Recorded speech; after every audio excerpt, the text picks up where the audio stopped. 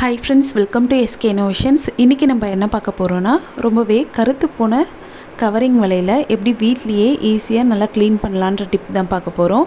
நான் இன்னைக்கு இந்த ரெண்டு வளையல எடுத்து வச்சுக்கிறேன். இந்த வளையல வீடியோல பார்க்கிறதுக்கு பாத்தீங்கன்னா அந்த அளவுக்கு உங்களுக்கு நல்ல கருத்து போனது தெரியல. ஆனா நீங்க நேர்ல பாத்தீங்கன்னா ரொம்பவே இந்த வளையல் கருப்பா இருந்துச்சு. அதனால தான் நான் இன்னைக்கு இந்த வளையல எடுத்துக்கிட்டேன். இப்போ இந்த வளையலோட உள்பகுதியை காட்டுறேன் பாருங்க எந்த அளவுக்கு அப்படியே வெள்ளை பிடிச்சி இருக்குன்ட்டு. இது வளையல்ன்ட்டு இல்லை, நீங்கள் உங்ககிட்ட இருக்கக்கூடிய எந்த ஒரு கருத்து போன கவரிங் வளையலோ நகையாக இருந்தாலும் சரி அதை நீங்கள் இந்த மெத்தடில் பண்ணும்போது ஈஸியாக நமக்கு அழுக்கும் ரிமூவ் ஆகி நல்ல பிரைட்னஸும் கிடைக்கும். இதுக்கு பார்த்திங்கன்னா நான் இப்போ ஒரு பவுல் எடுத்துக்கிறேன். இந்த பவுலில் நமக்கு எந்த நகை பிரைட் ஆகணுமோ அந்த நகையை சேர்த்துக்கலாம்.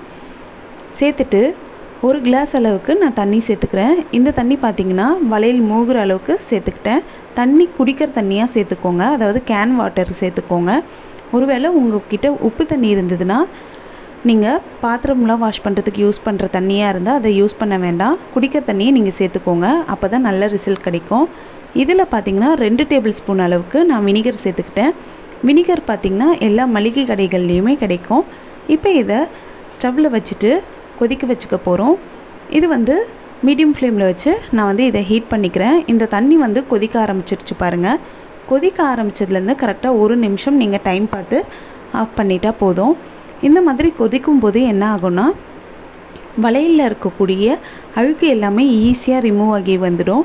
நம்ம என்ன தான் போட்டு ப்ரெஷ்ஷால் தேய்ச்சாலும் ரிமூவ் ஆகாத அழுக்கு கூட இந்த மாதிரி சுடு தண்ணியில் கொதிக்க வைக்கும்போது ஈஸியாக ரிமூவ் ஆகிடும். இப்போ பாருங்கள் அழுக்கெல்லாம் எப்படி ரிமூவ் ஆகி மேலே வருதுன்ட்டு. ரொம்பவே ஈஸியாக சூப்பராக க்ளீன் ஆகிடும் இந்த மெத்தடில். நம்ம இதில் வினிகர் ஆட் பண்ணியிருக்கிறதுனால நமக்கு நம்ம சேர்க்கக்கூடிய நகை பார்த்திங்கன்னா நல்ல பிரைட்னஸோடு வரும். நீங்கள் வினிகர் ஒரு வேளை உங்ககிட்ட இல்லைன்னா எலுமிச்சை பழத்தோட சாறு கூட சேர்த்துக்கலாம். இப்போ பாருங்கள் 1 நிமிஷம் ஆகிடுச்சு. ஸ்டவ் ஆஃப் பண்ணிவிட்டு இந்த வளையல் எடுத்து நார்மலான வாட்டரில் நான் சேர்த்துக்கிட்டேன். எந்த அளவுக்கு அழுக்கு வளையல்லேருந்து வந்திருக்கு பாருங்கள்.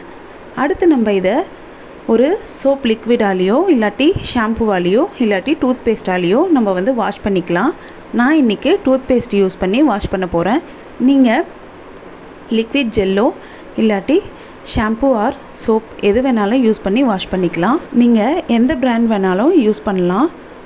நான் டூத் பேஸ்ட்டால் ப்ரஷ்ஷை வச்சு தேய்ச்சி எடுத்துக்கிறேன். இது தேய்க்கிறதுக்கு 1 நிமிஷம் கூட நம்ம தேய்க்கணுன்ட்டு அவசியம் இல்லை. ஜஸ்ட்டு நம்ம 1 டைம் ஃபுல்லாகவே லைட்டாக தேய்ச்சி விட்டால் போதும். ரொம்ப அழுத்தம் கொடுத்தும் தேய்க்கணுன்ட்டு அவசியம் இல்லை. ஏன்னா நமக்கு அழுக்கும் ரிமூவ் ஆகிடுச்சு, பிரைட்னஸும் கிடச்சிருச்சு. ஒரு நல்ல ஷைனிங்காக தான் நம்ம இந்த ப்ராசஸ் பண்ணுறோம்.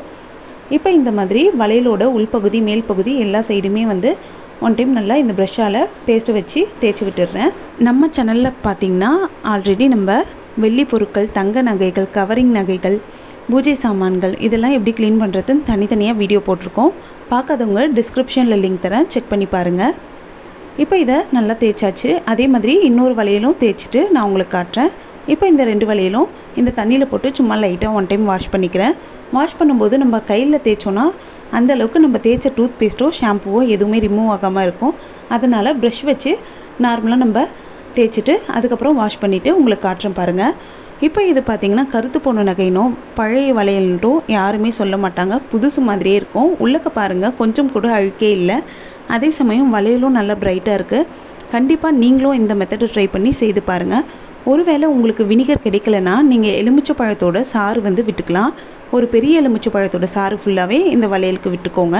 விட்டு இதே மாதிரி 1 நிமிஷம் கொதிக்க வச்சுட்டு அதுக்கப்புறம் நீங்கள் வாஷ் பண்ணிக்கலாம். அப்படி நீங்கள் வாஷ் பண்ணிட்ட பிறகு ஒருவேளை உங்களோட நகை செம்பு கலரில் ஆகிடுச்சுன்னா 1/2 டீஸ்பூன் மஞ்சள் தூள் எடுத்து கொஞ்சமாக தண்ணி சேர்த்து மஞ்சள் தூள் பேஸ்ட்டை வளையல் மேலே அப்ளை பண்ணி ஒரு 1/2 மணி நேரம் ஊற வச்சுட்டு அதுக்கப்புறம் நீங்கள் வாஷ் பண்ணிட்டீங்கன்னா நல்லா எல்லோ கலரில் உங்களுக்கு வளையல் கிடச்சிடும்.